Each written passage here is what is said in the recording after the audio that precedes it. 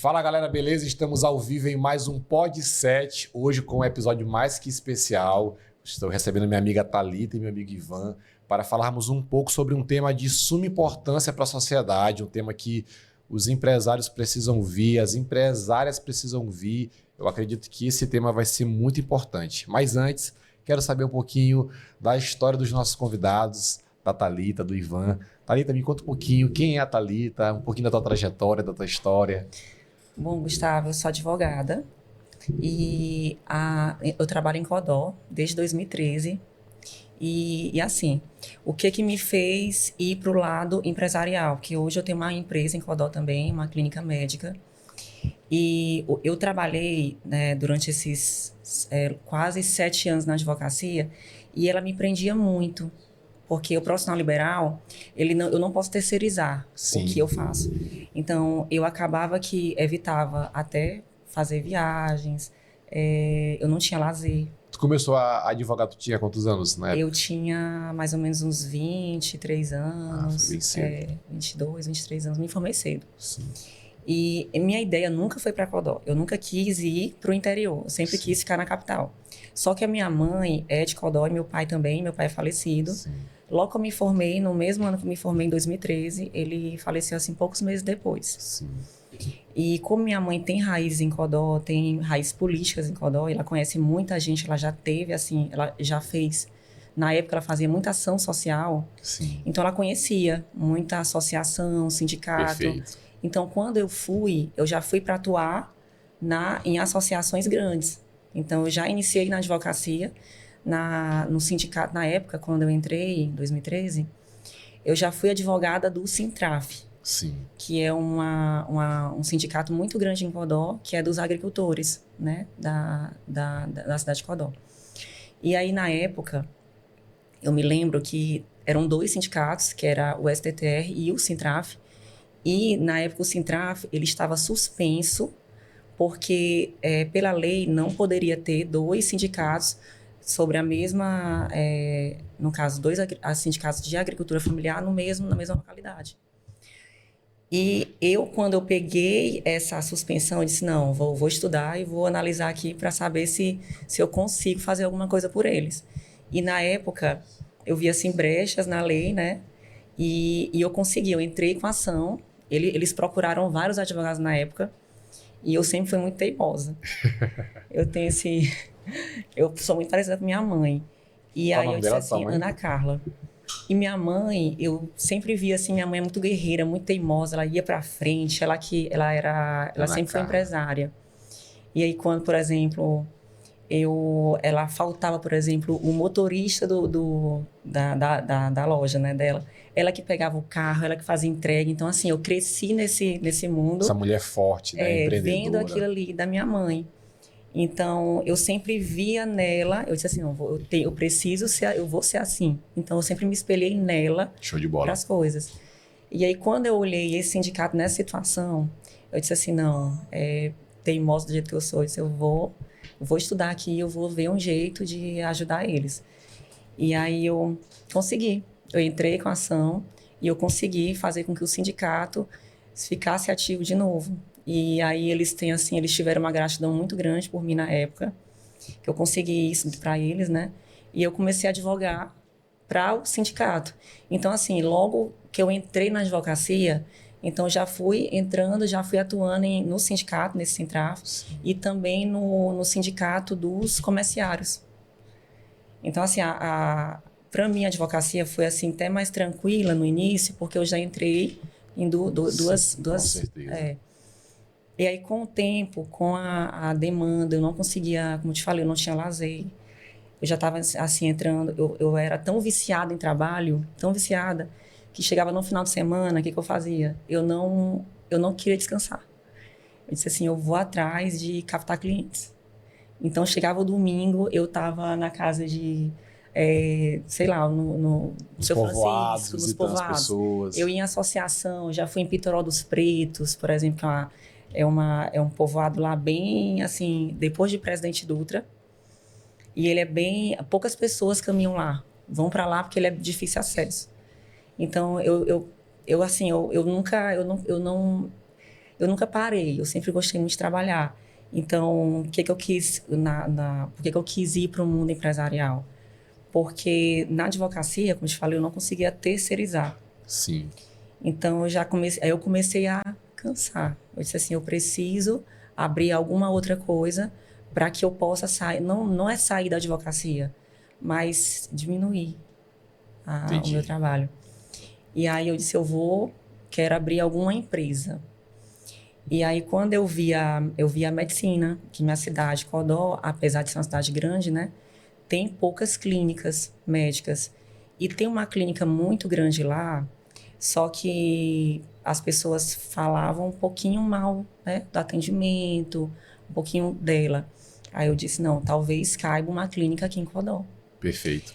E a princípio eu quis abrir uma franquia. Aí eu fui atrás de algumas franquias. Só que eu não me interessei porque era clínica popular e talvez não conseguisse captar médicos porque teriam que vir profissionais de fora para Sim. atender na clínica e talvez os profissionais não quisessem vir por causa do valor. Perfeito. E aí foi aí que eu conheci, eu fui a Brasília.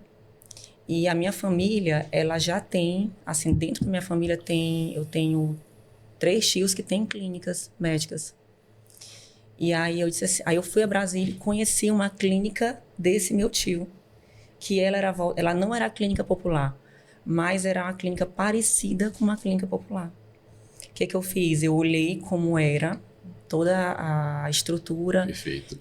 conversei com ele. Aí eu disse assim, não, eu acho que essa clínica cabe na minha cidade. Essa clínica cabe perfeitamente lá.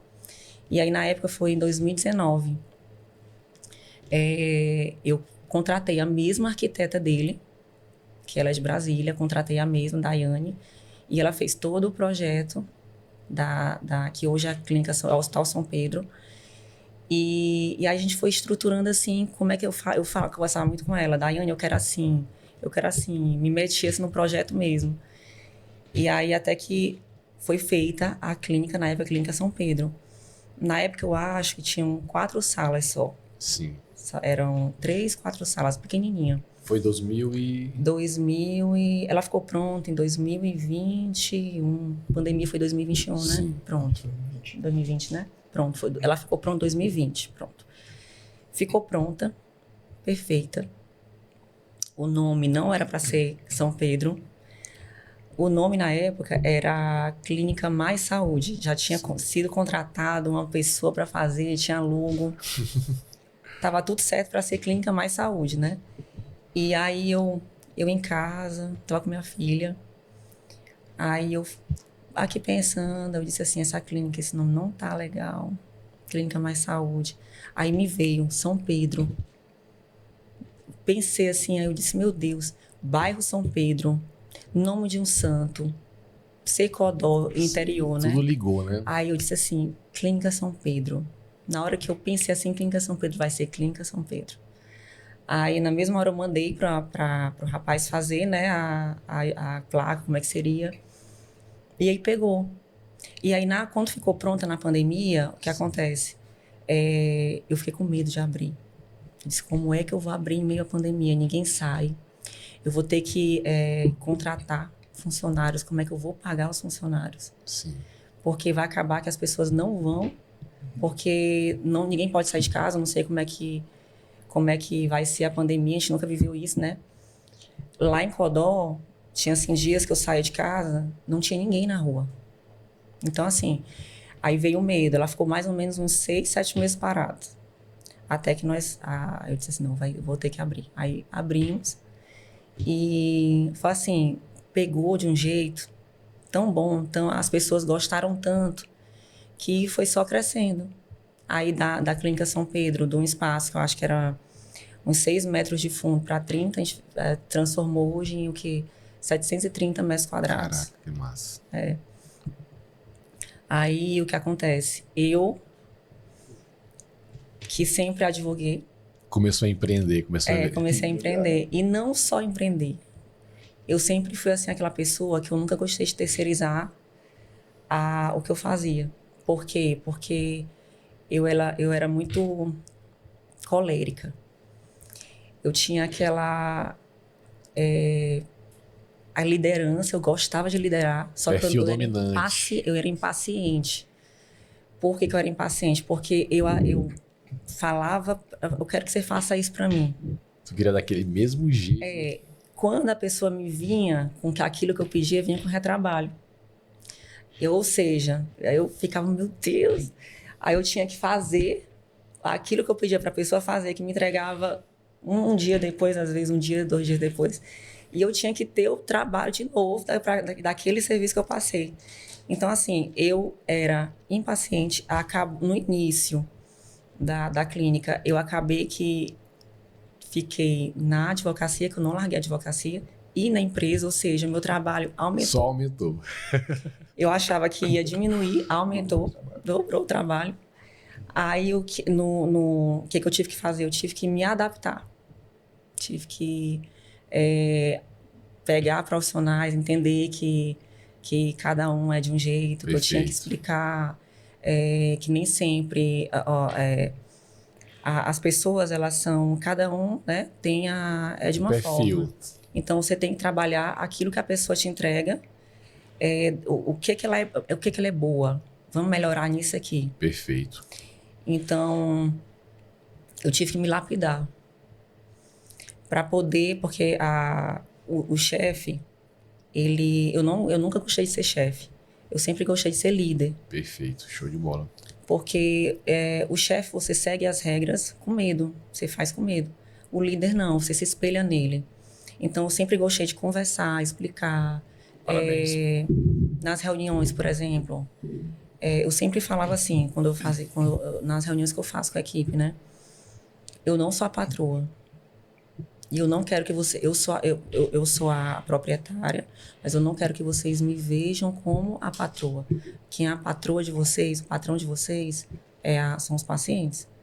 Então, os recebam bem, porque quanto melhor eles forem recebidos, recepcionados, mais nós vamos ter a recepção lotada.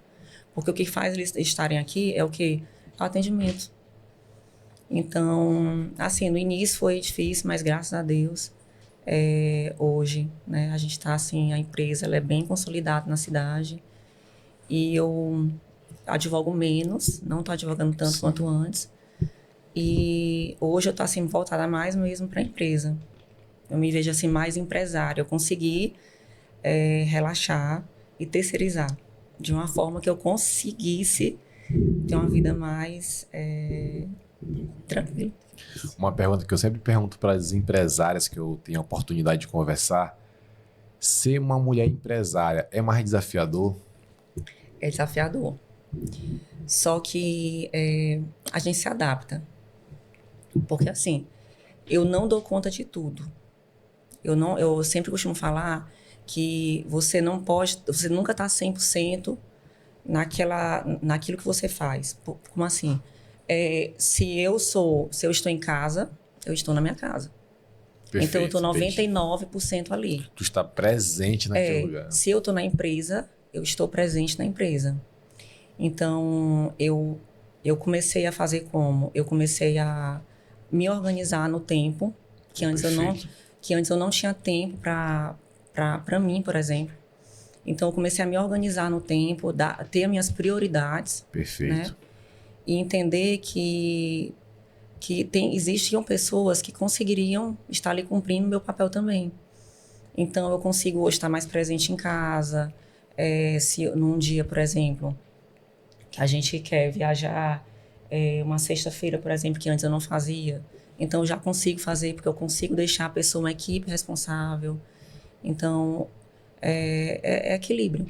Perfeito. É você equilibrar nas suas funções. Eu digo assim, e às vezes quando a gente não tem essa mentalidade de estar 100% presente, mesmo quando a gente viaja, a gente não está 100% naquele lugar. Acontece muito isso com muitos empresários. Você leva o celular e o celular chega as mensagens no serviço. E é difícil você ignorar as mensagens, né? Tô de férias, sei lá, tô viajando, não vou olhar o celular, não vou responder nada que seja da profissão, do emprego. Mas para mim é difícil você ter uma mensagem de alguém, ainda mais se eu sou médico, tem a questão do paciente, né? E meio que não dá uma orientação, complexo. Alguma coisa do tipo, eu não consigo. Então, geralmente, A cada um, ou no máximo 2 dias, né? 24 ou 48 horas, eu pego o celular e tento responder todas as mensagens. Aí depois voltar. Aí dou um stand-by de novo, aí daqui 24, 48 horas respondo de novo. Entendeu? Mesmo estando de férias, viajando. Boa estratégia isso daí. Mas porque se receber a mensagem e for responder de imediato, aí vira uma profissão de 4 horas por dia, 7 dias por semana. E uma hora ou outra vai chegar a situação que a Thalita falou, de extremo cansaço ali pelas questões profissionais. E aí vai ter uma queda de rendimento, aí nem que eu queira ajudar, não vou conseguir mais ajudar. Perfeito. Então, você tem que conhecer o seu limite e ir atuando dentro do seu limite. Quando for se for o caso, acelerar um pouco mais, você acelera. Quando for para frear, tem que saber também o momento de dar uma freada. Perfeito. Ivan, já aproveitando o ensejo, eu queria que tu me falasse um pouquinho da tua história, porque aqui são 2 áreas diferentes, que se Deus aproximou e se completaram, graças a Deus, vão virar uma só carne logo, já estão noivos, né? Isso. Glória a Deus. Mas me conta um pouco da tua história, pelo que eu sei, tu não é do Maranhão. Eu sou de Teresina, né? De Piauí, e o que foi que aconteceu, questão de formação profissional. Da minha família, eu sempre tive uma influência para fazer a questão da medicina, né? Querendo ou não, naquela época do passado, questão do Nordeste, você pensar em ter uma qualidade de vida boa, dar uma qualidade de vida boa para uma esposa, para um filho, tinha que ter uma profissão que tivesse um certo ali retorno.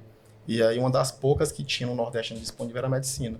Mas eu sempre tive a ideia, sei lá, acho que a vocação e o natural era para algo que envolvesse a área policial. Mas de todo modo eu fui para a questão da medicina. Aí durante o curso, eu entrei no curso de medicina 2013, pensando em fazer cardiologia. Aí depois de um tempo eu pensei em fazer ortopedia, depois de um tempo cirurgia geral. Até que lá na faculdade onde eu fiz o curso de medicina, o professor de medicina legal cobrava muita gente, né? Muito, e ao mesmo tempo ele tinha uma formação em direito, ele era advogado, se não me engano era psicólogo e também era médico.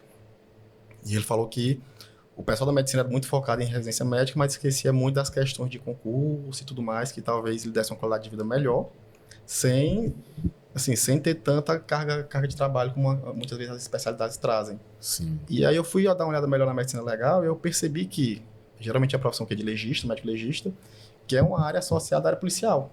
Ou seja, dentro do curso que eu estava fazendo, que era medicina, eu conseguiria associar ao que eu queria fazer, que era alguma coisa envolvendo a área policial. E aí eu lembro que o meu primeiro concurso que eu fiz para médico legista foi no Maranhão. Foi em 2018, em janeiro de 2018, se não me engano. Comecei no ano de 2018. E aí logo depois, no meio do ano, teve o do Piauí, também no ano de 2018. Né? Então assim, eu concluí meu curso de medicina em 2019, mas já tinha sido aprovado no concurso de 2018. Foi aprovado antes de finalizar o curso de medicina. Só que iriam precisar do diploma médico só na hora da nomeação. Então eu sabia que o concurso era um pouco mais demorado, se era aprovado, tinha outras etapas, tinha confirmação, até que teria a nomeação. Não, dá tempo eu terminar o curso e ter o diploma. Que foi o que aconteceu. Eu fui aprovado antes do fim do curso de medicina, mas por esses delays que tem, eu consegui. Só fazendo aqui um parênteses, como que é a tua rotina de estudo? Rapaz, eu acho que tudo Deus ajuda, né? Quando chega ali um momento, Deus dá uma ajuda. Na época, eu estava no internato, né? Sim. No internato da medicina. Existem ciclos do internato que são muito pesados. É manhã, tarde, noite, plantão, final de semana. E, querendo ou não, também existem ciclos que são mais tranquilos. Coincidiu que meu ciclo no início de 2018, que foi o tempo que eu usei de preparatório para o concurso, era um ciclo que eu tinha atividades toda manhã, bem cedo. Exemplo, tinha muitas vezes que estar no hospital 6 horas da manhã. Sim. Então, eu tinha que acordar, 4h30, 5 para se organizar e estar no hospital 6 horas. Mas também, quando dava ali 8h30, 9, 10, geralmente já estava finalizando. Às vezes tinha alguma atividade à tarde ou à noite, o plantão, mas também não era todo dia. De todo dia mesmo, só pela manhã. Aí eu fazia o quê? Chegava em casa já 10 horas, 10h30, fazia todas as pendências que eu tinha para fazer, para quando eu almoçar, descansar um pouco, pegava a tarde e a noite estudando. Então, assim, eu consegui fazer isso porque, graças a Deus, eu estava num ciclo mais tranquilo. Se fosse um ciclo de internato mais pesado, não teria conseguido conciliar. Mas aí deu para conciliar, o concurso também deu para ser aprovado. E essa questão do diploma ficou para depois e deu para finalizar o curso de medicina. E aí entrei como legista geral, que é que basicamente o legista geral faz. Sim. Muita gente pensa em médico do IML, médico legista, como aquele médico que faz necrópsia, exames cadavéricos, que realmente é função do médico legista, mas não é a nossa maior demanda. Sim. A maior demanda do médico legista é basicamente lesão corporal. Lesão corporal. Exemplo, digamos que você está ali na rua, foi agredido por alguém, vai fazer um boletim de ocorrência. tem que ter uma comprovação que ficaram não lesões e a gravidade dessa lesão. Até porque você vai concordar comigo que, outro exemplo, se eu lhe dou um tapa no rosto, seu rosto ficar avermelhado, é diferente de eu chegar e lhe dar algum golpe, algum tipo de agressão que quebra um braço. Sim. Ou perde um dente. Perfeito. Então, por mais que você tenha sido agredido, tem que ter uma prova que houve a lesão e tem que ter, assim, uma quantificação, uma mensuração da gravidade da lesão. Não é só saber que tem a lesão, até para mensurar as penas do agressor. Que a nossa maior rotina é essa, são lesões corporais. Hoje em dia, querendo ou não, as maiores vítimas de lesões corporais envolvem essa questão de marido e mulher, marido agredindo mulher, mulher sendo agredida por marido, e também tem muita demanda de preso. O que é isso? Qualquer pessoa que é presa, qualquer pessoa que vai para o sistema penitenciário, tem que passar pelo médico legista antes, entre aspas, para fazer um inventário das lesões. Para provar o quê? Que quando ele chegou naquela penitenciária, ele já tinha algumas lesões ou não tinha. Porque senão ele ia alegar, sei lá, essa lesão eu não tinha, aconteceu na penitenciária. Então, se você tiver um inventário antes, não, essa lesão aqui, ó, no exame já tinha, viu? Então não foi na penitenciária, não. Do mesmo jeito que o contrário. Vai que ele entra no sistema penitenciário ileso, sem nenhuma lesão, aí no outro dia tá tudo quebrado. Como é que eu vou provar que aquelas lesões foram no sistema penitenciário? Porque o exame do médico legista, antes dele ingressar, estava lá ileso.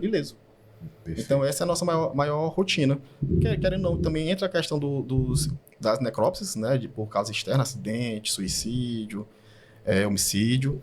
Entra também exames de embriaguez. Tem muita cidade, pelo menos eu fazia muito exame de embriaguez quando eu trabalhava no interior do Piauí, em cidades que não tinham etilômetro, bafômetro. E aí não tinha como é que a gente vai saber se aquela pessoa está ou não embriagada. Se tiver, como é que a gente vai registrar isso? Ia para o médico legista, atestar que existiam, colocar no laudo que existiam sinais clínicos de embriaguez ao volante, porque se estivesse dirigindo, por exemplo. Também tem muito, no nosso estado ali no Piauí, tem muita questão de estupro de vulnerável. Aquele estupro, entre aspas, clássico, qual era? Sei lá, a mulher tá andando na rua, vem um agressor, pega a mulher à força, leva para um local ali a esmo e termina tendo algum ato sexual com a mulher, aquilo ali acontece. Mas não é a maioria dos estupros. A maioria envolve menores de 14 anos, né, que são as pessoas vulneráveis, ou algumas pessoas com algum problema mental, alguma deficiência mental, que lhe torna mais vulnerável à situação. Entendeu? Que também entra, por exemplo, uso de substância, a pessoa estava embriagada, alcoolizada, a um nível que não sabe o que estava fazendo, entra como vulnerável também. Mas o que a gente faz mais no interior é aquela questão de menores de 14. Porque no interior do Piauí ainda mais o interior do interior, tem muito aquele conceito de homem mais velho ficando com mulher mais nova. Que no passado era aceito e meio que, entre aspas, virou algo cultural, mas que a gente sabe que é crime. Então, a grande maioria é isso que acontece. E como é que esses casos chegam até a gente? Aquela criancinha de 12, 13, 14 anos parou de ir pro colégio porque engravidou. A professora vai lá na mãe, cadê? Criança X não tá mais vindo aqui, o que foi que aconteceu? Descobre que a mãe tava grávida. A mãe, que é a criança, no caso, né? Que é a mãe não, a criança que deixou de frequentar o colégio tinha engravidado. Ou então estava vivendo com marido e mulher com outro rapaz que disse que iria sustentar ela, então não precisava mais ela estudar. E aí denuncia muitas vezes para o Conselho Tutelar, o Ministério Público, e o Ministério Público pede a apuração do caso. Geralmente é assim que chega para a gente, mas a grande maioria dos exames de estupro é estupro de vulnerável. Então, basicamente isso. Eu entrei como médico legista geral. Dentro da Polícia Civil e já como médico, optei por fazer a psiquiatria. Sim. Né? Já dentro da polícia. Já era policial, já era médico, né? Já era médico. Até porque em 2018 tu passou no concurso, 2019 tu concluiu, salvo engano. 2018 passei no concurso, 2019 eu terminei o curso de medicina. Aí tu começou a especialidade. 2020 fez o curso de formação da polícia, 2021 foi, se não me engano, foi a nomeação, junto com a residência médica, eu iniciei a residência médica em 2021. Caraca, então, massa. Quando eu iniciei a residência médica, basicamente assim, quase que simultâneo, já teve a nomeação. Então, eu fiz a residência médica praticamente toda como policial civil, fazendo exame de médico legista geral. Parabéns, cara. Quando eu finalizei a residência médica em psiquiatria, que também fiz em Teresina, aí eu comecei a dar uma atenção maior aos casos psiquiátricos que chegam à Polícia Civil. Por quê? Porque na Polícia Civil do Piauí, por exemplo, médicos psiquiatras com RQE, com formação, com residência, atualmente tem 4. Para o estado inteiro. Então, assim, é muita demanda para pouco psiquiatra. Então, fui aproveitado nessa área. Vamos aproveitar aqui o servidor, que já está já é policial, tem um conhecimento lá na área psiquiátrica e vamos botar essas demandas psiquiátricas.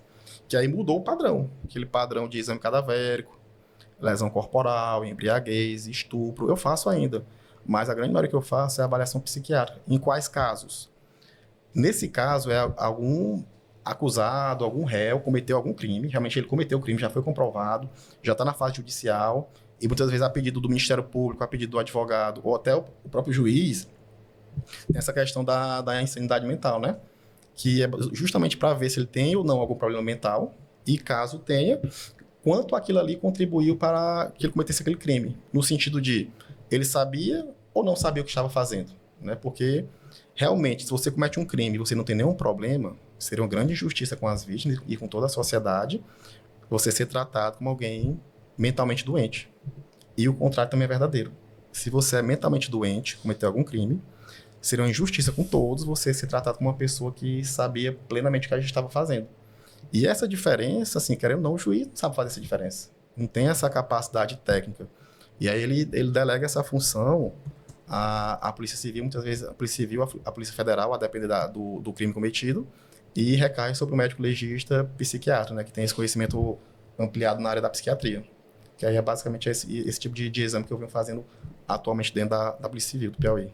Certo. Eu vou entrar agora aqui num tema que eu acredito que é um tema que nós precisamos falar, até por conta do nosso público. Nós temos muitos empresários que nos acompanham, muitos homens, muitas mulheres, muitas famílias, e é um tema que eu percebo que cresce muito no Brasil, que é o crime passional, por exemplo. Sim. O famoso crime passional. Amor ou ódio, o que leva a isso a acontecer? E eu quero te perguntar, na tua área, e também eu queria a opinião da Thalita, porque acontece muito isso com muitas empresárias, com muitas mulheres empoderadas, mas que muitas vezes elas são mulheres brilhantes no mercado de trabalho, mas são mais brilhantes ainda por conta de enfrentar alguns problemas como esse, com o peito erguido, com a cabeça erguida, com força, com resiliência.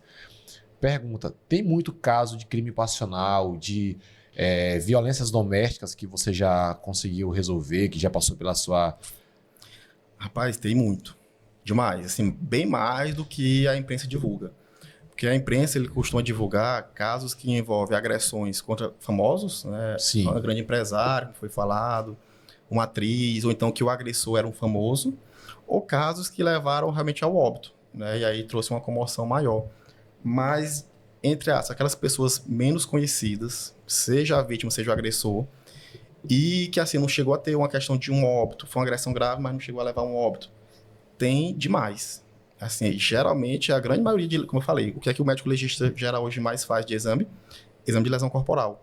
E um dos maiores é envolvendo essa questão da violência doméstica. Muitas vezes, né, o homem agredindo a companheira ou a ex-companheira, ou muitas vezes a companheira arruma um novo companheiro e aí ele tenta agredir os dois, de alguma forma intimidar os dois, seja qualquer tipo de agressão que for, agressão física, psicológica, Sim. Qualquer tipo. Tem muito. Na minha área, como eu entrei como legista geral, peguei demais casos de feminicídio consumado, ou seja, Meu Deus, infelizmente a mulher veio a óbito. Quando a gente pega chega um cadáver para avaliação, falamos com todo mundo, com todos os familiares. Avaliamos o cadáver, avaliamos, assim, conversamos com o familiar que vai lá no momento para pegar a certidão de óbito, a declaração de óbito, e a gente pega todo o histórico, o que foi que aconteceu, como é que foi escalonando, foi a primeira vez, não foi. O acusado é preso. Tem aquele exame que eu falei, o exame de lesão corporal do preso. Fiz vários, falei com o acusado. Muitas vezes na delegacia vai o irmão, a mãe, o pai, o tio do acusado, a gente conversa com os familiares do acusado. Como psiquiatra, digamos que eu peguei vítimas, casos consumados de feminicídio. A vítima, infelizmente, faleceu. Mas há vários casos, como foi dito também, que a vítima não falece. Sofreu agressão e, graças a Deus, sobreviveu. Mas ficam os traumas psicológicos. E aí me procura como psiquiatra, que eu também atuo como psiquiatra. Então, é uma outra situação que eu vou conversar com as vítimas de tentativa de feminicídio, conversar com seus parentes, com os familiares. É como a mãe do agressor, o pai do agressor, o irmão do agressor, em algum momento da vida precisar de um suporte psiquiátrico também. Até o pai do agressor. Porque não corrobora com aquele tipo de comportamento. Sim. E sofre com as atitudes que o filho comete. Caramba, cara. Então, assim, ao longo da minha atuação profissional, eu tive contato com várias áreas diferentes que envolvem esse tipo de crime. E o que eu sempre falo, aquela pessoa que hoje agrediu e levou ao óbito da ex-companheira ou da atual companheira, seja como for, não começou daquela maneira. Sempre é gradual. Começa com exemplo, começa ali, sei lá, 10% de agressão, 20%, 30% e vai escalonando até que chega... A companheira vai permitindo, vai permitindo, muitas vezes, não digo nem que seja uma permissão. Muitas vezes tem aquela crença que o companheiro vai mudar e não muda. Ou tem elas, de fato, algumas chegam a procurar, a grande maioria, na realidade, chega a procurar algum auxílio, alguma ajuda e não tem ninguém. Imagine que você é uma mulher que está sendo agredida pelo companheiro e moram juntos. Só tem aquela casa. Aí você vai denunciar esse companheiro para de noite você voltar para aquela casa e caçar vocês dois. Tu cara a cara com o agressor, que já lhe agride. E hoje você denunciou ele. Ou então você vai denunciar e vai para onde? Só tem aquela residência. É complexo. Entendeu? Então, muitas vezes não é que elas são coniventes. Tem aquela crença, como eu falei, que eles vão mudar, mas nunca mudam. Sim. E tem aquilo de realmente não saber o que fazer. Não saber para onde correr. Porque é muito fácil você tá aqui, a gente tá aqui, ó. Não, se tiver uma vítima de violência doméstica, vamos lá e vamos denunciar. Mas na prática é diferente. Na prática... Assim, Thalita, agora levando para ti, por que é tão difícil falar abertamente sobre esse tema, violência doméstica, na tua opinião, como empresário, como advogada? Gustavo, primeiro porque é vergonhoso, né? Então, assim, o que me fez demorar tanto para ir atrás da delegacia, né? Para ir na delegacia.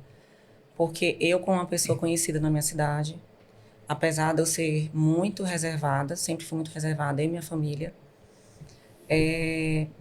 eu tinha muita vergonha.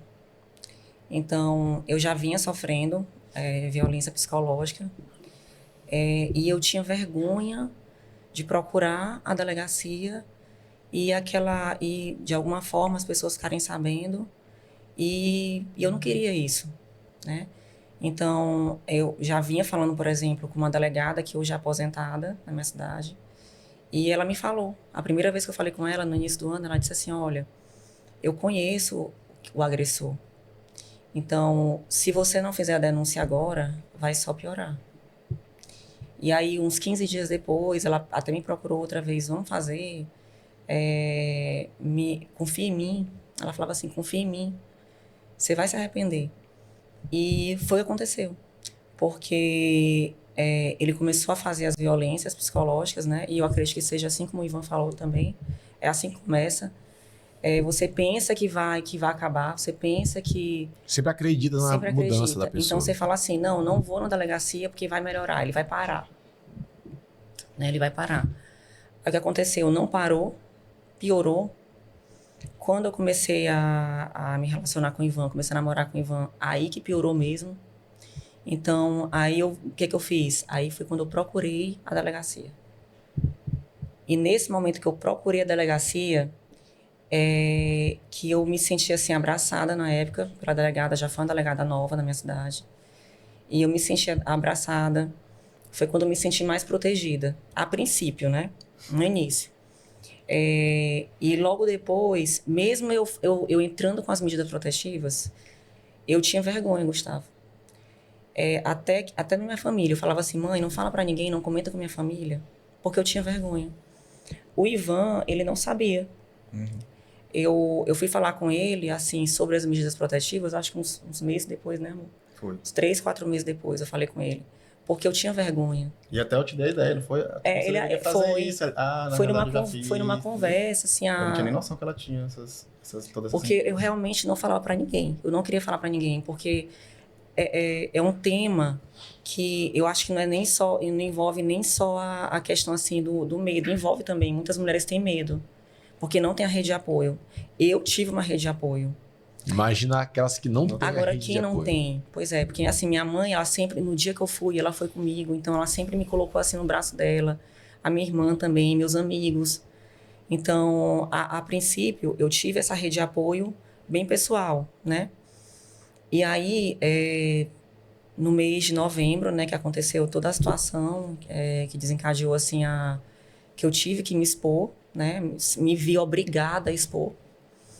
E assim, Gustavo, eu noto que não é só nem a questão da vergonha, mas muitos agressores, eles não param.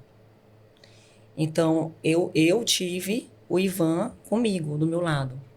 Só que tem muitas mulheres que não têm ficam só, não conseguem... eu então tenho um companheiro que quando sabe, vai embora, não quer se meter, ou então acaba que ela tem medo de se envolver com a pessoa também por medo do agressor, né?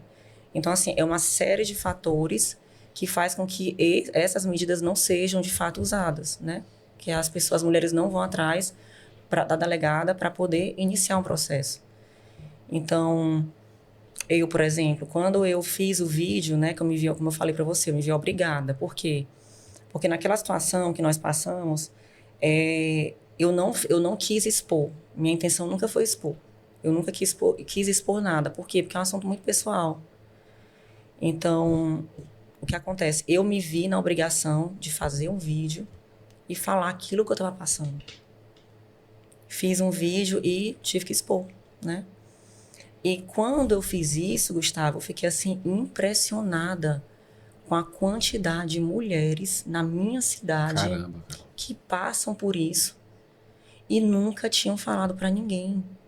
Eu recebi fotos assim de mulheres lesionadas com roxo, assim, ferida até, com lesões mais sérias, né? E eu falava assim, por que você nunca foi na delegacia? Você tem que ir na delegacia. Ela falava, não, ninguém sabe disso. Eu falava que eu caía, fui na academia. E assim, as mulheres realmente elas têm medo de denunciar e têm vergonha. Então, é um assunto ainda muito delicado, ele precisa ser falado assim mais abertamente.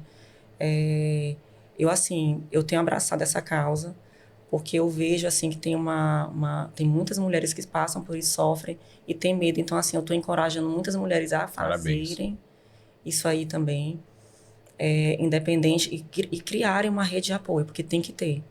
Parabéns. Tem que ter a rede de apoio. Eu sempre falo assim, eu brinco com as minhas amigas. Aí eu tenho uma amiga que é policial, inclusive ela mora aqui, que é a Ingrid. Ela é muito conhecida aqui, ela tem até um Instagram muito conhecido aqui na cidade. Sim. E aí eu falo muito pra ela, eu falo assim, amiga, no dia que eu te ligar, você me atende, que é urgente, é sério. Então, nesse dia eu liguei pra ela até, e ela me deu assim um certo apoio, né? Colaborou com isso. E assim, é criar. Se você não tem, você cria a rede de apoio pra você se encorajar a fazer. Porque elas têm que ser usadas e não só usadas. Porque a medida protetiva, no papel, ela não funciona. Você tem que buscar os órgãos para poder fazer valer aquilo ali.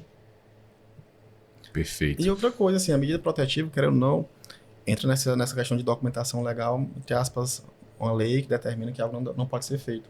Mas você vai esperar que um criminoso obedeça a lei? Exatamente. É de você fazer uma lei, não pode roubar, que já existe, né?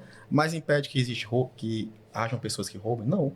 Então, assim, se uma pessoa é tão mau caráter a ponto de ameaçar, seja qual forma for, a ex-companheira ou a atual companheira, você espera que um rapaz desse, um cidadão, entre aspas, desse, cumpra a lei? Não vai Pelo cumprir. contrário. Então, assim, no papel que está escrito, não pode se aproximar, não pode ter contato, isso aqui, bonito demais. Bonito demais. Mas na prática, muito pouca efetividade. Tanto é que os casos de feminicídio no Brasil só aumentam. Por quê? Porque de forma prática aquele papel ali resolve muita pouca coisa. Ivan, esse é um tema que a gente está dando notoriedade. Eu espero que ganhe muito mais notoriedade, porque eu tenho certeza que vai ajudar muitas pessoas. E uma pergunta que eu acredito que é simples, mas só que para muitas pessoas talvez não seja tão simples. Violência doméstica é só física ou existem outras formas de violência doméstica? Existem várias maneiras, né? Existe a física, que é a que ganha mais notoriedade, mas assim, acho que até por falta de algum estudo envolvendo esse tema, não sei como é que está a questão da psicológica, mas acredito que a psicológica é até maior. Porque que é maior. Tem menos visibilidade, é mais difícil de comprovar que realmente de fato aconteceu. Humilhação, opressão, né? Ou então, sei lá, a simples tentativa de intimidar, né? Você não precisa falar nada, nem agredir, mas de alguma maneira tentar intimidar. Fora outras formas de agressões que existem, questão patrimonial também, que é o companheiro ou ex-companheiro tenta pegar todo aquele recurso que era da família e ficar só para si, para de alguma forma tentar pressionar a companheira atual, a ex-companheira voltar para a relação e aceitar aquele tipo de humilhação. Então, assim, há várias formas de agressões e que, de fato, realmente é muito difícil de comprovar que estão acontecendo. A comprovação passa por todo um judiciário que é devagar, é lento, demora meses. E aí, muito lento. Demais, assim, se até quando há uma agressão de fato já é devagar, imagine quando tem que ter algo assim para ser comprovado, para ser provado. E aí é bem mais complicado. Mas, assim, agressão física é a que a gente mais vê nas redes sociais, mas com certeza muita agressão psicológica, né? Muita agressão aí patrimonial, e seja elas quais forem. E Thalita, assim, o companheiro, ele demonstra alguns comportamentos no namoro que, se a mulher tiver já um pouco de discernimento, ela já consegue notar, e até para separar e não levar para um casamento? Sim. Quais são esses comportamentos? Porque às vezes a mulher se apaixonou por um rapaz, o rapaz em alguns momentos já demonstra atitudes violentas, a mulher disse, não, ele vai mudar, leva para o casamento, só piora. Quais são as características que a mulher poderia notar logo de imediato, na tua opinião? Gustavo, são sinais. Eles dão sinais. E aí você tem esse que você falou, né? Que você acredita que vai mudar, que vai melhorar. E de fato melhora. E depois piora de novo. Entendeu? Só que assim, no meu caso, já apareciam sinais, né? Apareciam sinais. E eu fui acreditando que ia melhorar, que ia, de fato, que ele ia se tornar uma pessoa melhor. Só que não aconteceu, né? E não acontece, não adianta, que ninguém muda ninguém. Ou a pessoa muda porque quer, ou você vai entrar num relacionamento tóxico. E assim, em relação à medida protetiva, por exemplo, a violência, tem muita mulher que não procura a delegacia porque entende que a violência tem que ser a física, e não é. No meu caso, foi a violência psicológica, né? Então, assim, o agressor, ele tenta nos enlouquecer. Meu Deus, cara. E fica de uma forma tão velada que eles conseguem enlouquecer a vítima a ponto dela entrar numa depressão profunda, que foi... Não chegou a ser meu caso, mas o que aconteceu? Eu comecei a me isolar. Eu comecei a me isolar da minha família, dos meus amigos. Então, eu sempre fui uma pessoa assim, muito dinâmica. Eu tenho aquele ciclo de amizades, né? Que são poucos, mas são pessoas assim de dentro da minha casa. Em relação a, por exemplo, a empresa. O que eu fiz? Eu fazia crossfit na época, e eu tinha aquela rede das minhas amigas que faziam cross também. E aí eu tive que sair, era um esporte que eu tinha assim meio para desestressar, porque eu não gostei de academia. Aquela coisa monótona, então assim, eu fazia o cross por causa do dinamismo do cross, para me socializar também, relaxamento. Isso. E aí eu tive que sair do cross na época, porque ele pediu para sair. Eu acho que bem para me afastar mesmo das minhas amigas. Cara. Então assim, eu me isolei. Eu me isolei quando eu acordei para a vida, eu disse, não quero isso mais para mim. Então, foi quando eu tomei essa decisão mesmo de me separar. Agora, o que acontece? Eu tenho uma empresa com ele, e nessa empresa, ele começou a se utilizar da empresa para perpetuar a violência. Então, a violência que antes era psicológica, né? Que ele conseguia fazer a psicológica porque ele estava dentro... Ele não estava dentro de casa, mas ele fazia assim meio fora. Ele fazia por WhatsApp, ele entrava lá em casa sem minha autorização. Eu falava, não entra aqui em casa mais. E mesmo assim ele entrava, ele chegava... Enfim, foram várias coisas que eu passei dentro da relação, depois da relação, e aí quando escalonou para patrimonial. Por quê? Porque quando nós criamos a empresa... o contador, que foi, eu acredito que tenha sido assim, uma certa... foi um erro dele. Ele colocou ele como o sócio administrador da empresa, que poderia ser eu e ele, né? Só que eu acho que pelo fato de eu estar grávida na época, e ele colocou só ele para resolver as questões assim mesmo bancárias e tal. E o que acontece? Ele começou a se utilizar disso, dessa função dele, para fazer a violência patrimonial comigo dentro da empresa. Começou a fazer reuniões com os funcionários, começou a me denegrir minha imagem, me tirou acesso, eu perdi acesso do banco, eu que fazia o financeiro da empresa, como eu te falei, eu sempre fui assim, muito ativa na empresa, sempre.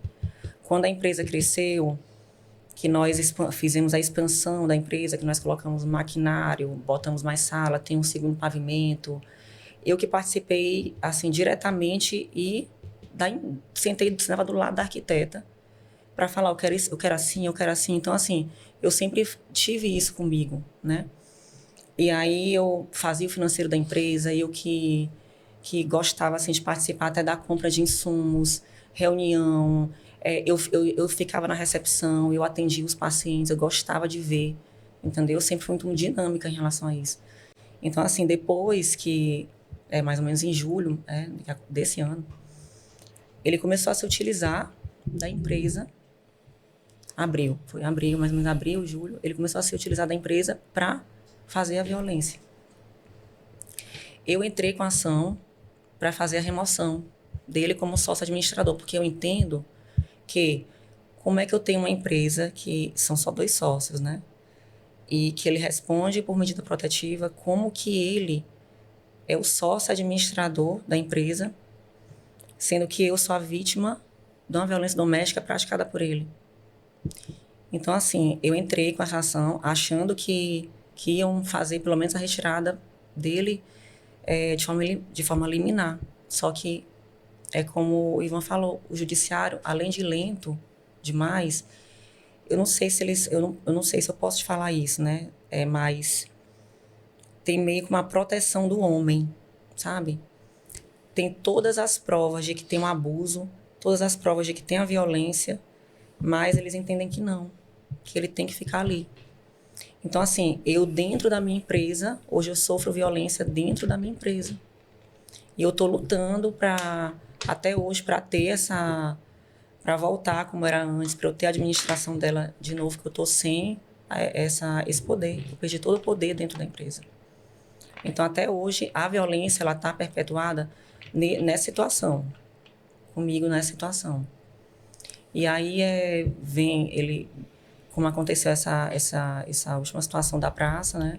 Então ele encontra sempre formas de ir lá cometer alguma coisa de forma velada. Só que, graças a Deus, aí foi um tiro no pé, né? Olha só, essa cultura do machismo, ela tá meio que enraizada na mente de muitas pessoas aqui no Brasil, eu acredito que a nível até mundial. Aí, assim, são crenças familiares que alimentam ciclos, né? E que muitas vezes está no subconsciente das pessoas. Doutor Ivan, como é que tu vê, como especialista nessa área, como é que tu vê isso em muitos homens? Fazendo aqui uma pontuação também, quando eu te perguntei sobre a questão do namorado mostrar alguns sinais. Um dos sinais que eu percebo, por exemplo, é aquele namorado extremamente ciumento, que quer olhar as mensagens da namorada, que quer olhar o Instagram da namorada, que quer olhar tudo e controlar. Às vezes a pessoa pensa que é algo comum, normal, e aquilo só vai se agravando. Me responda essas 2 perguntas, tanto a questão do celular também, vocês dois, como a questão dessa crença que muitas vezes é uma crença machista que está na sociedade como um todo. Na sociedade como um todo. Eu concordo com o que a Thalita falou, a questão há sinais, sempre há, e muitos, não são poucos. A companheira, por estar emocionalmente envolvida naquela situação, né, ainda mais no início, tem toda aquela paixão toda, muitas vezes há os sinais e ela não quer ver, finge que não viu, ou vai melhorar, é só uma fase, mas há sinais o relacionamento inteiro. Como eu falei, já tive contato com várias pessoas, né, famílias de pessoas que infelizmente vieram a óbito por feminicídio, as vítimas que graças a Deus sobreviveram, a família do agressor, a família de todos os envolvidos, e sempre há muitos sinais. As amigas, por exemplo, dessas vítimas, Ave Maria, sempre denunciam, sempre falam, cara, isso aí tá errado, não é assim, não é dessa maneira, isso aí tem que mudar.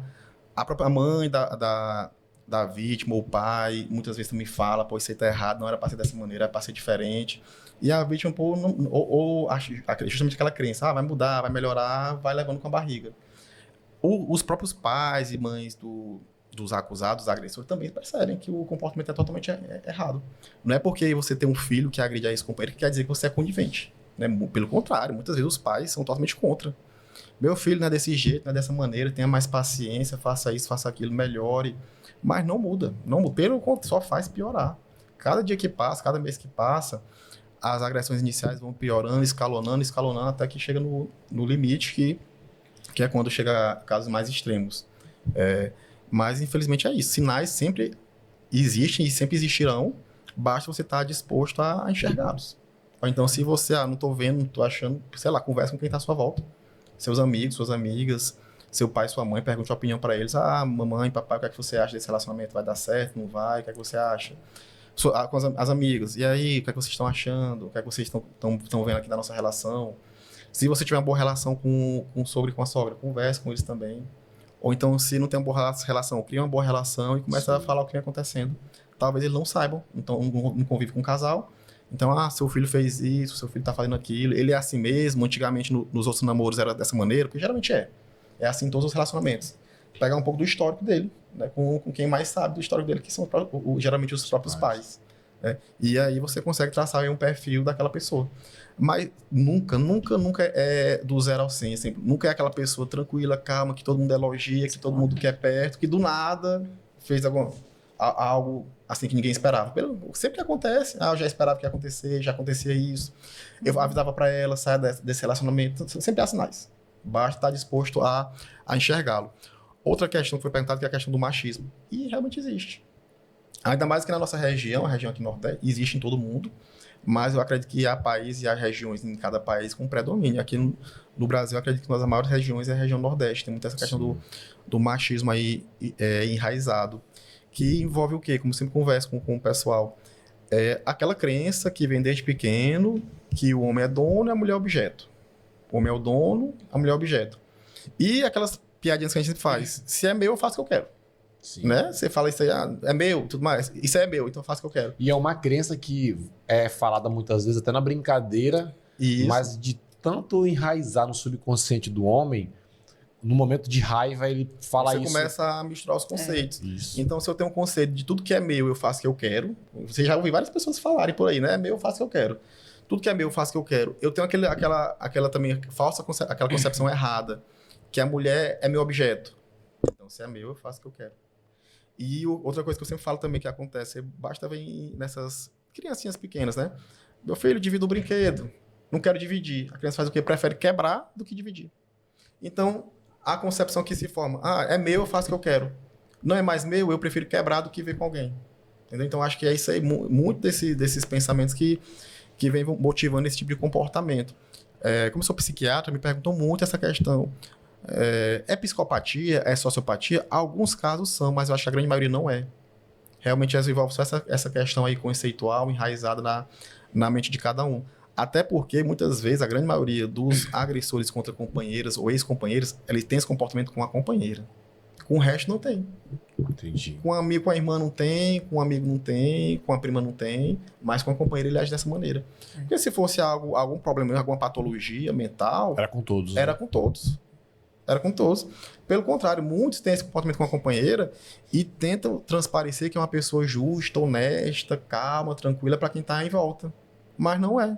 Então, assim, ele tenta ao mesmo tempo ter esse tipo de comportamento com a companheira e ao redor transparecer que é a melhor pessoa do mundo. Né? Que jamais seria capaz de fazer isso. Né? Que isso é o que mais acontece hoje em dia.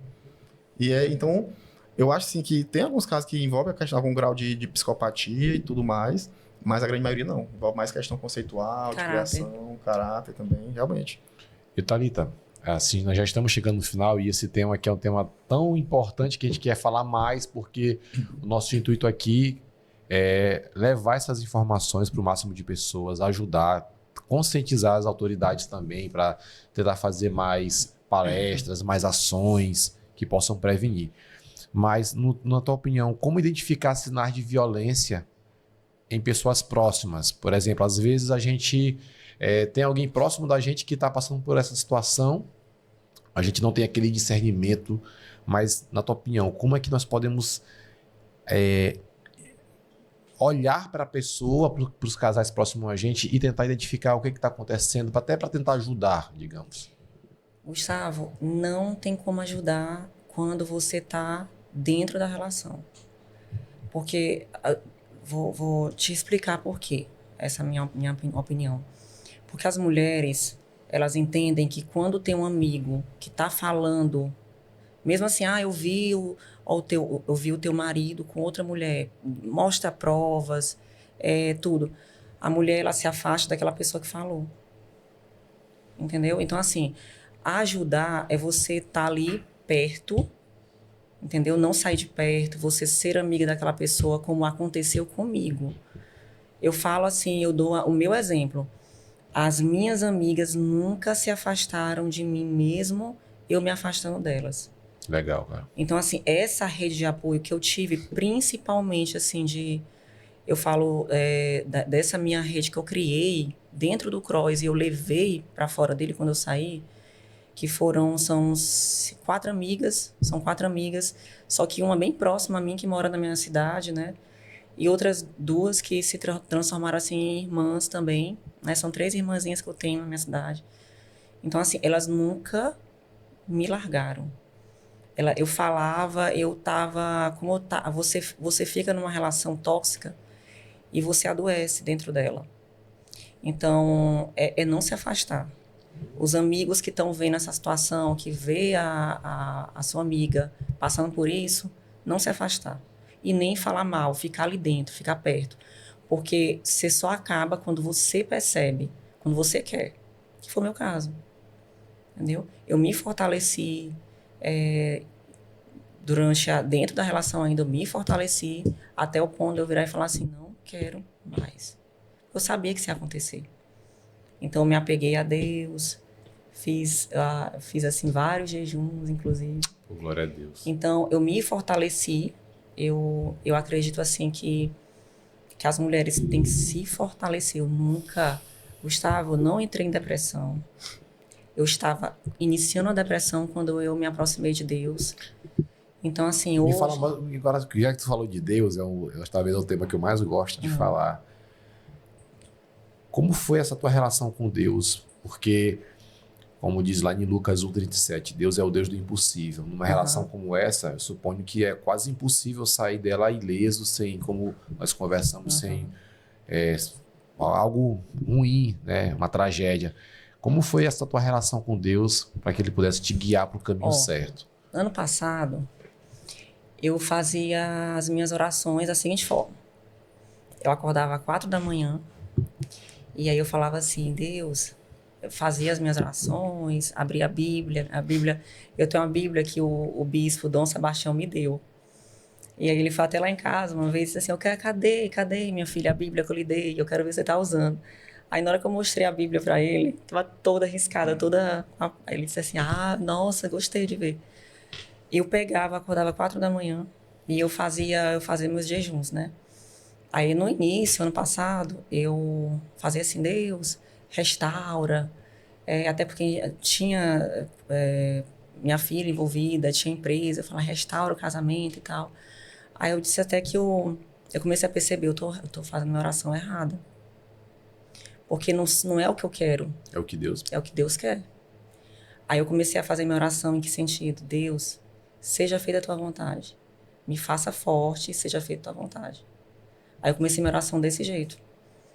Se ler a Bíblia, né? Tem em Josué, ele ordena que Josué leve as pessoas para atravessar o Rio Jordão. Perfeito. E ele vira e fala assim, seja forte e corajoso. Seja forte e corajoso. Então eu comecei a ter assim a minha visão, eu mudei a minha visão em relação a isso. Então assim, eu comecei a me fortalecer dentro e comecei a ver em outra perspectiva, né? Então eu saí da relação forte. Eu acredito que isso me melhorou muito, me moldou como pessoa. Hoje eu sou uma pessoa mais voltada para Deus, sou uma pessoa mais tranquila. Eu me sinto assim uma mulher mais forte, fortalecida. Então, se muitas mulheres fizerem assim, pegarem um caminho, claro que não existe um caminho perfeito, não existe o livro que você vai lá ler. Você pode ter o livro lá dizendo todos os trajetos, o que você tem que fazer, só que se você não colocar em prática, né? Porque cada pessoa tem uma forma de agir, né? Se você não colocar em prática, você não vai conseguir.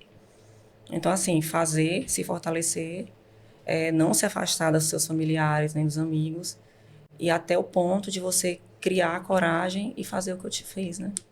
Show de bola. Doutor Ivan, me fala um pouquinho como educar as crianças, os jovens, para que eles tenham relações mais saudáveis, porque nós aqui no podcast, nosso intuito maior é levar essas informações também para os jovens, porque às vezes o jovem está errando em erros que estão no seu subconsciente, são crenças, mas que é uma pessoa boa, talvez esteja errando sem nem saber que está errando. E quais dicas você daria para esse jovem para que ele possa ter relações sociais mais saudáveis, não só com a esposa dele, mas com relações no trabalho, relações na sociedade como um todo? Hoje a gente percebe uma coisa que é a seguinte, uma coisa que eu percebo. Quando eu tenho uma opinião diferente da sua, às vezes a gente não se respeita. Sim. A gente simplesmente se agride. E isso levando para a política, por exemplo, que vai agora 2026 entrar em ano político, fica relações tão chatas. Poxa, eu não posso conviver com alguém que tem uma opinião diferente da minha?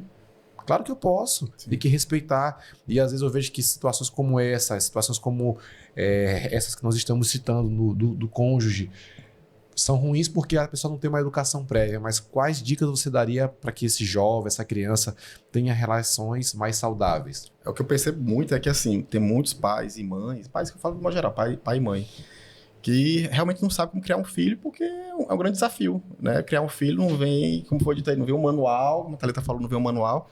Primeiro mês é isso, segundo mês é isso, terceiro não vem. Então, assim, é algo que você tem que aprender a fazer. E o nível de aprendizado, às vezes, é mais lento, mais rápido, depende da pessoa. Às vezes você tenta e não consegue ensinar, não consegue, não sabe como ensinar. Então, o que é que eu recomendo? Procure ajuda profissional, de quem sabe. Viu que a criança está tendo algum problema, alguma dificuldade, seja ela qual for, sei lá, seja dificuldade no colégio, seja algum grau de agressividade, algum comportamento que você julga que não está correto, você já tentou, dos seus modos, ajudar, não conseguiu, já pediu ajuda, sei lá, para um pai, para uma mãe, para um tio, para um padrinho, para um sobrinho, não conseguiu, procura um profissional, procura um psicólogo, alguém que possa lhe ajudar, um psicopedagogo, se for um caso, um psiquiatra, um neurologista, não sei, mas assim, você tentou os seus métodos, não deu certo. Tentou os métodos da sua rede de apoio, não deu certo, vá para o profissional. Sim. Porque se você tentou e não deu certo, você vai fazer o quê? Fingir que não acontece mais? Pelo contrário. Então, muitas das vezes é o quê? Acabar com esse preconceito. Sim. E realmente não estou conseguindo, já tentei de tudo, não consegui, eu vou para quem sabe, para quem entende, para quem estudou para isso. Para eu receber uma ajuda aí, uma indicação, uma orientação mais especializada, mais adequada, do que ficar batendo cabeça e tentando adivinhar o que fazer. Porque Sim. Você não vai adivinhar, não vai abrir um dia, dormir sem saber o que fazer, outro dia acordei sabendo, entendeu? E também sobre, até eu vi uma comparação sobre isso que a Thalita falou. Quem acredita em Deus, quem tem fé em Deus, é a vontade de Deus. Então não é a sua. Então, assim, siga a sua vida, fazendo o correto, sendo correto. E, Deus, eu quero ir por aqui. Entendeu? Mas só Deus, quero ir. Se eu vou por aqui, quem decide é o Senhor. Eu quero ir por aqui, mas se não der certo, tudo bem. O que vier, eu vou aceitar. Né? Muitas vezes vem algo pior para depois melhorar. Sim. Então, independente do que aconteça, vamos continuar em frente, seguindo em frente. Todo mundo tem dificuldade. Tendo resiliência. Todo mundo tem problema. O negócio nos momentos de bonança, é muito fácil ter fé. Sim. Só que a fé tem que ser nos momentos de maior dificuldade. Perfeito. Então, a gente está ali passando por uma tempestade, por um furacão, não interessa. Fé em Deus, continue caminhando, fazendo certo, que um dia você vem as gratificações. Glória a Deus. É o deserto, né? Deserto é lugar de passagem, Sim. Não é morada. Então, você sai de lá fortalecido. Com certeza. Eu tenho certeza, pessoal, que esse podcast aqui, que esse episódio, ele vai ser um episódio, assim, que vai ajudar muitas mulheres, que vai ajudar muitas pessoas, até mesmo os homens, né? Nós, homens, também precisamos ter esse nível de consciência. Que entra aquilo que a gente falou. Às vezes você que é homem, tá numa relação e acha que aquela mulher é a sua vida. Sim. Sem ela você não vive. E talvez não seja. Sim. Dê uma oportunidade para conhecer uma pessoa nova. Não fique, não sei, apregado, grudado naquele relacionamento, como se ou é aquilo ou não é nada. Porque às vezes Deus está lhe tirando uma pessoa para lhe apresentar alguém melhor. Perfeito. Então, se você está num relacionamento, num casamento que não deu certo, tentou, fez de tudo, não deu certo. Tudo bem, então eu vou aceitar que chegou ao fim e cada lado vai seguir sua vida. Sim. Até para o próprio homem, talvez venha algo melhor. Vai saber. Né? Só basta dar uma oportunidade porque Deus quer para você. A base do relacionamento é respeito. Exatamente. Né? Então, eu acho assim, se acabou o amor, existe amor, mas se você ama, você tem que respeitar. Perfeito. Então, eu e Ivan, nós somos parecidos, mas nós temos muitas diferenças. Só que eu respeito e ele me respeita. Então, para dar certo, a gente tem que se respeitar. Eu tenho uma última pergunta para nós encerrarmos. Pode ser para vocês dois. O silêncio protege? Quando a mulher escolhe ficar em silêncio e não se manifestar, protege? Ou ele pode só agravar ainda mais a situação? Protege o agressor. Protege ele. Não a mulher. Eu fiquei em silêncio, mas assim, no início eu fiquei em silêncio, não falei pra ninguém, né? Só que depois, quando eu comecei a falar, que eu ganhei, eu fiquei forte, comecei a falar, aí que eu tive a coragem de ir na delegacia, né? Fazer a denúncia. Então, eu acho assim, tudo bem no início você você respeitar a pessoa que quer se manter em silêncio, né? Porque eu acho que uma hora ela vai criar coragem, vai fazer. Agora, ela tem que ter a rede de apoio. A mulher tem que ter a rede de apoio, Gustavo, porque eu tô, assim, impressionada com a quantidade de violência doméstica que está acontecendo nesses últimos 2 meses. Assim, a nível nacional mesmo. A nível nacional, tá, assim, é um tema que tá... Se você, tem dia, assim, que eu pego no Instagram, eu falo, meu Deus, é só violência doméstica. Então, assim, Fora as que não são noticiadas. As que não são noticiadas. Então, assim, ali é 10%, não vou nem colocar 10%, não, são 5%. Então, é algo assim que tem que ser feito. As autoridades, elas precisam tomar alguma atitude, mas que seja uma atitude assim mais, eu não vou nem falar agressiva, mas que seja mais ativa, sabe? Porque não adianta só entrar, fazer uma palestra, falar que tem ali uma secretária da mulher, que tem a delegacia da mulher, não. A gente tem que ter, assim, mais atitude do governo, sabe, do município, para que abrace a causa, abrace de fato a causa. Porque as mulheres, muitas não vão por medo. Sim. Muitas não vão por medo. E ela é escalonada. Ela não começa, ela não vai do 0 ao 100, assim, não. Elas têm os sinais, né? E vai piorando até chegar ao ponto de ter um feminicídio. De ter um caso como aquele que aconteceu do ex-companheiro que arrastou a companheira por 1 quilômetro. Ontem ela faleceu, ela veio a óbito. Caramba. Então, assim, são casos assim que a gente vê que a gente tem que tomar uma atitude. Assim, tem que ter mulheres que vão, como eu fiz para o Instagram, abraça a causa, autoridades também, porque falta isso, coragem. É como a gente fala, né? Assim, eu não tenho uma conta de quantos exames de lesão corporal ou exames cadáveres eu fiz envolvendo vítima de feminicídio consumado ou tentado. Mas dos casos que viraram notícia, eu tenho as contas. Talvez 3 ou 4. Ou seja, a grande maioria nem notícia vira. Acontece aí, ninguém nem sabe o que aconteceu. Tem uma repercussãozinha maior, geralmente quando é algo mais brutal, como essa mulher que foi arrastada aí por 1 quilômetro, ou quando envolve ali algum famoso, seja o agressor, seja a vítima. Mas a grande maioria, nem pra mídia não vai. Então, se na mídia você tá vendo essa quantidade exorbitante, no país tem muito, muito, muito mais. E eu vou falar outra coisa, que eu acho um absurdo na justiça. Violência doméstica é um processo sigiloso. Ou seja, eu não posso pegar decisões dentro dele e publicar, porque ele é um processo sigiloso. Então, por que ele é sigiloso? Ele deveria ser um processo público, porque as pessoas precisam ver, conhecer o agressor. Então, assim, o erro que eu acho na justiça é transformar um processo desse em sigiloso. Porque, para mim, o sigilo só protege o agressor. Com certeza. Entra naquilo que a gente falou, né? O agressor com a vítima é um, mas para a sociedade ele tenta transparecer que é outro. E a própria justiça ajuda isso. Eu, com medida protetiva, eu não falei, então ele tinha uma vida normal, como se fosse um cidadão de bem. Por quê? Porque é um processo sigiloso.